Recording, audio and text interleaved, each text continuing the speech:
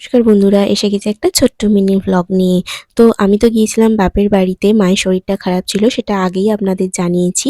তো সেদিনকে মঙ্গলবার ছিল, মা মঙ্গলচণ্ডীর পুজো। তো সকাল সকাল উঠে রেডি হয়ে গেছি মা মঙ্গলচণ্ডীর যে গদ গেলা হয় সেটা খাওয়ার জন্য। এখানে মন আগে করে নিচ্ছে, দেখো মনও স্নান করে শাড়ি পরে রেডি হয়ে গেছে, আমিও রেডি হয়ে গেছি চুল ফুল আঁচড়ে। আর তারপরে মন বলল যে একটুখানি আলতা পরতে হয়। আমি তো কোনোদিনই আলতা পরতে একদমই পছন্দ করতাম না। তো বিয়ে হয়ে গেছে এখন স্পেশাল ওকেশনেই কিছু কিছু দিনে আলতা পরতে হয়।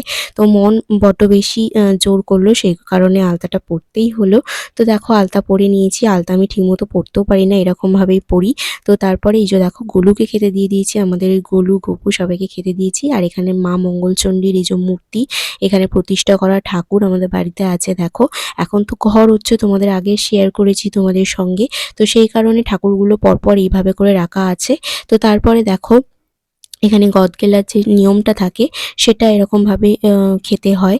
মানে জিভে ঠেকালে হয় না। তোমরা যারা করো তারা অবশ্যই জানো যে জিভে ঠেকালে হয় না, সোজা টাকরায় দিতে হয় আর গিলে নিতে হয়। তারপরে আমি খেয়েছিলাম মুড়ি, এখানে আলুর দম, এখানে কলা আর আম। এই ছিল আজকের ভিডিও। ভিডিওটা ভালো লাগলে লাইক শেয়ার